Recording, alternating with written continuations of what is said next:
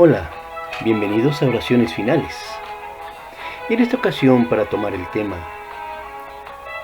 ¿son los 10 mandamientos para la iglesia de hoy? En su primera parte. Los 10 mandamientos se encuentran ubicados en el libro del Éxodo, capítulo 20, y en Deuteronomio, capítulo 5. Los 10 mandamientos y toda la ley de Moisés que le sigue es el código moral basado en Dios. No solo dice que cierto comportamiento es imprudente o inútil, dice que Dios nos manda a hacer o no hacer ciertas cosas, y dice o implica que Dios ve nuestra obediencia o desobediencia, Dios mide nuestra obediencia o desobediencia, y Dios de alguna manera recompensa nuestra obediencia y castiga nuestra desobediencia. Sin un código moral basado en Dios, es difícil o imposible responder a la pregunta ¿por qué? En respuesta a cualquier demanda moral. La idea de un código moral basado en Dios parece hacerse menos y menos popular. Si bien la idea de un código moral sigue siendo fuerte, crece la tendencia de que el código moral debe basarse en el sentido interno de un individuo, de lo correcto o lo incorrecto, bueno o malo, y no es un estándar establecido por Dios. Es importante que conozcamos, entendamos, recibamos y obedezcamos todos los mandamientos desde una perspectiva enteramente bíblica, y también considerar lo que el resto del libro de Éxodo y el Nuevo Testamento nos dice acerca de la ley de Dios. Los mandamientos nunca se dieron con la idea de que uno podía ganarse el cielo al obedecerlos a la perfección o adecuadamente. El pacto que Dios hizo con Israel en el monte Sinaí era mucho más grande que la ley, aunque ese fuese su primer aspecto y quizás el más dramático. Otro aspecto del pacto fue el sacrificio que se dio porque tanto Dios como Israel sabían que era imposible para ellos guardar esta ley a la perfección y debía depender del sacrificio de una víctima inocente como sustituto del infractor culpable.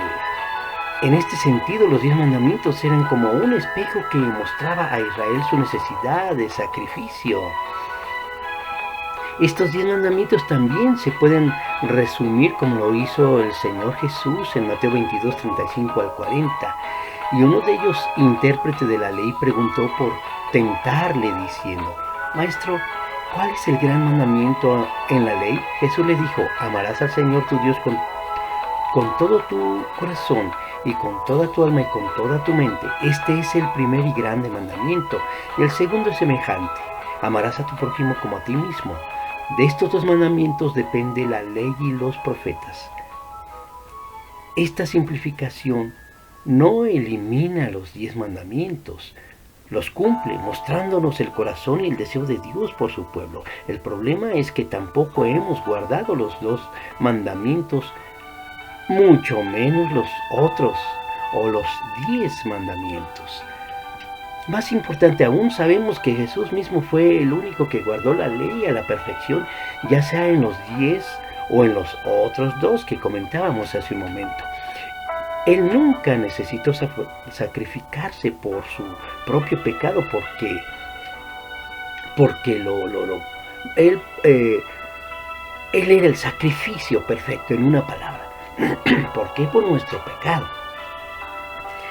Maravillosamente su obediencia es acreditada a aquellos que ponen su amor y confianza en Él, como lo menciona Romanos 8, 2 al 3, y lo pone de esta manera: porque lo que era imposible para la ley, por cuanto era débil por la carne, Dios, enviando a su Hijo en semejanza de carne de pecado, y a causa del pecado condenó al pecado en la carne, para que la justicia de la ley se cumpliese en nosotros, que no andamos conforme a la carne, sino conforme al Espíritu.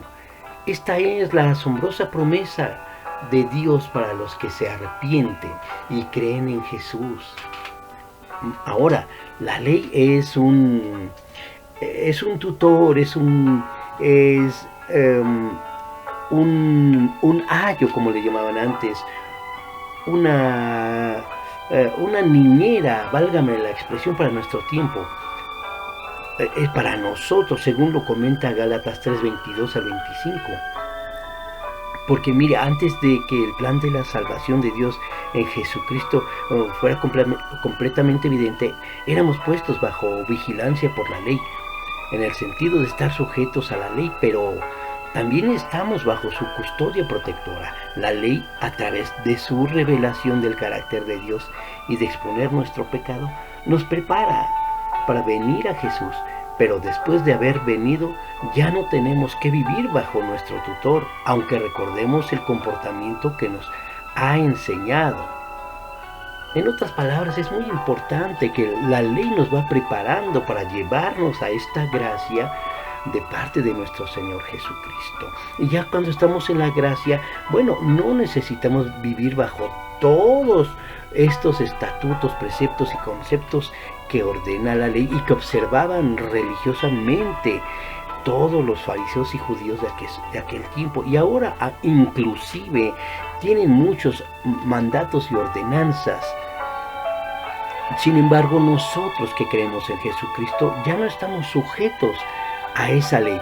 Sin embargo, veamos lo que nos muestra en la gracia. El Señor mismo, el Señor Jesucristo, nos habla de la ley en el Sermón del Monte. ¿Lo recuerdan? Ahora mire, desde la perspectiva de toda la Biblia podemos decir que la ley de Dios tiene tres grandes propósitos y usos.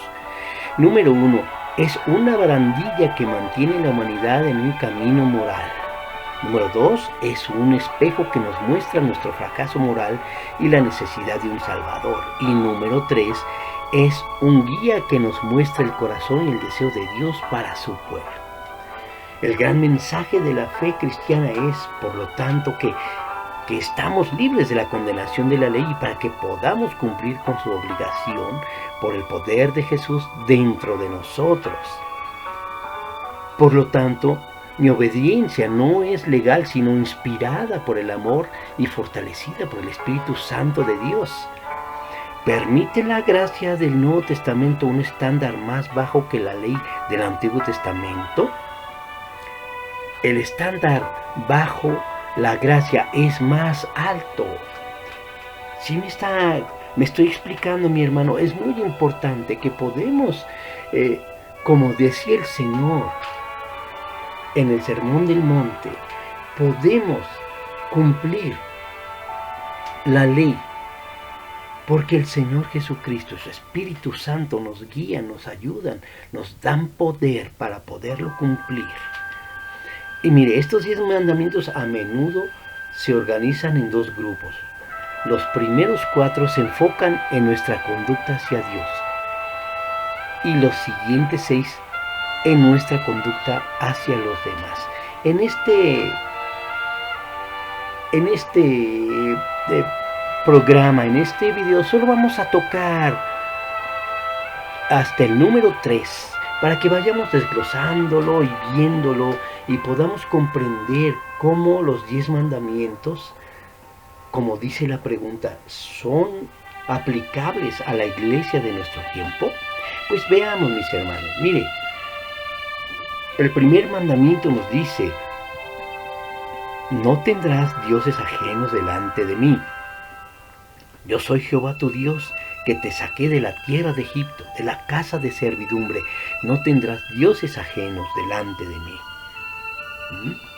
El hecho de decir yo soy Jehová, en el Antiguo Testamento, incluyendo en Egipto, los hombres adoraban a muchos dioses.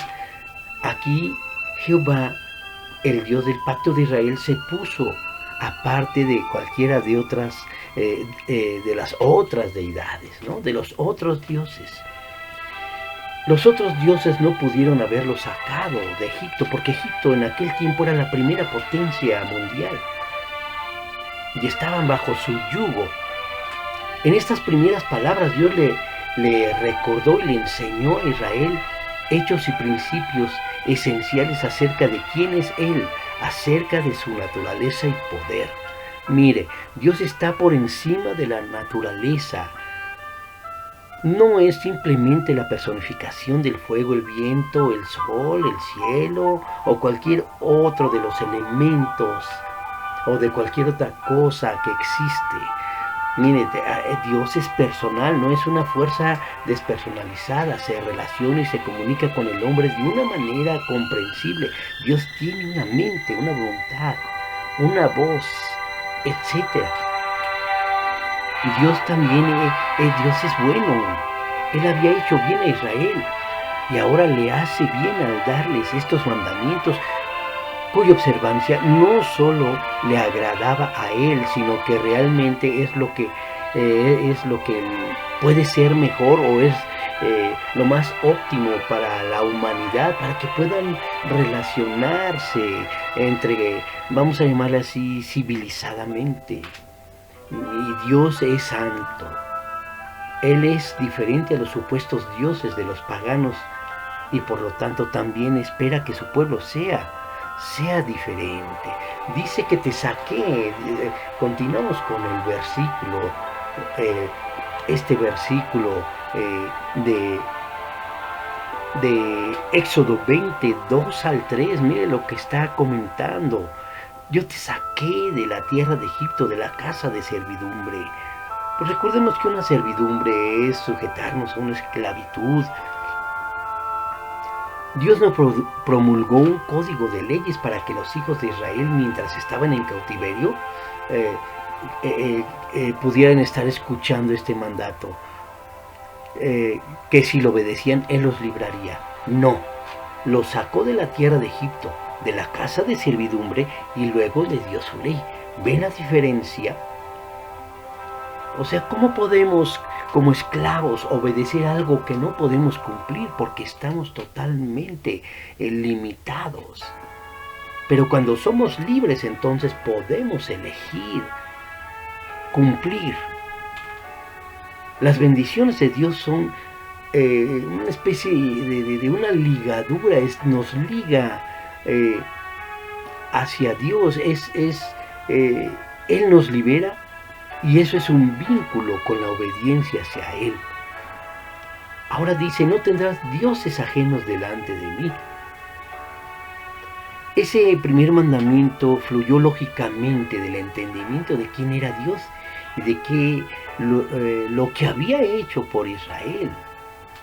Debido a eso, nada debía de venir delante de Dios y Él debía ser el único Dios al que adoremos y sirvamos. Porque miren, en los días del Antiguo Testamento había una gran tentación a adorar otros dioses, como Baal, como el dios del clima, el dios financiero, el dios del sexo como Astarot, o como la diosa de la fertilidad, etc. Nosotros somos tentados a adorar los mismos dioses, pero sin los nombres e imágenes arcaicos. No tendrás dioses ajenos delante de mí. Esto no implica que esté permitido tener otros dioses, simplemente debemos de estar comprendiendo la voluntad de Dios. El camino, la idea es que en nuestra vida no debe haber otras cosas, nada más a que adorar otros dioses ante la mirada de nuestro Dios verdadero. Esto significa que Dios exige ser más que agregado a nuestras vidas. O sea, no podemos solamente seguir nuestras vidas y agregar a un Dios más, entre comillas. No. Nosotros tenemos que agregar o sujetar nuestra vida a Él. El fracaso de obedecer este mandamiento se llama idolatría y debemos huir de la idolatría. Mira cómo dice 1 Corintios 10, 14 al 22. Por tanto, amados míos, huid de la idolatría, como a sensatos os hablo. Juzgad vosotros lo que digo. La copa de bendición que bendecimos no es la comunión de la sangre de Cristo. El pan que partimos no es la comunión del cuerpo de Cristo. Siendo uno solo el pan, nosotros, con ser muchos, somos un cuerpo, pues todos participamos de aquel mismo pan. Mirad a Israel según la carne. Los que comen de los sacrificios no son partícipes del altar. ¿Qué digo pues? ¿Que el ídolo es algo, o que sea algo lo que se sacrifica a los ídolos? Antes digo que lo que los gentiles sacrifican a los demonios lo sacrifican y no a Dios. Y no quiero que vosotros os hagáis partícipes con los demonios. No podéis beber la copa del Señor y la copa de los demonios. No podéis participar de la mesa del Señor y de la mesa de los demonios. ¿O provocaremos a celos al Señor? ¿Somos más fuertes que Él? Pues bueno, hermano, esto es lo que está comentando ahí Pablo en la carta a los Corintios. Ahora, chéquese bien, las vidas marcadas, señaladas, inclinadas o arrodilladas hacia la idolatría, hacia esa idolatría habitual, no heredarán el reino de Dios, como lo dice en 1 Corintios 6, 9 al 10 y Efesios 5, 5 y Apocalipsis 21, 8 y 22, 15. Tenemos respaldo bíblico para comentar esto, mi hermano. La idolatría es la obra de la carne, como nos lo muestra Gálatas 5, 19 al 20. Esta carne que define nuestra vida pasada en lugar de la nueva. Y no debemos asociarnos con aquellos que se llaman a sí mismos cristianos, pero que son idólatras. Aquí cabe una pregunta, mi hermano. Como dice la palabra de Dios, probémonos si estamos en la fe. ¿Hay ídolos en nuestra vida? No necesariamente serán estatuas, serán imágenes, pero ¿qué tal? ¿Qué tal el amor al dinero? ¿Qué tal ensalzar a un futbolista, a un artista, a un cantante? O cualquier otra cosa que pongamos y enaltezcamos y admiremos tanto antes que a nuestro Señor. El mismo alimento que comemos. En una ocasión el Señor dijo, su Dios es su vientre. Por eso debemos de probarnos si estamos en la fe, si hay ídolos en nuestra vida y arrepentirnos, mi hermano. Bueno, mi hermano, hasta aquí, mis hermanos, hasta aquí vamos a dejar nuestro mensaje y continuaremos en otra emisión más de oraciones finales. Hasta la próxima.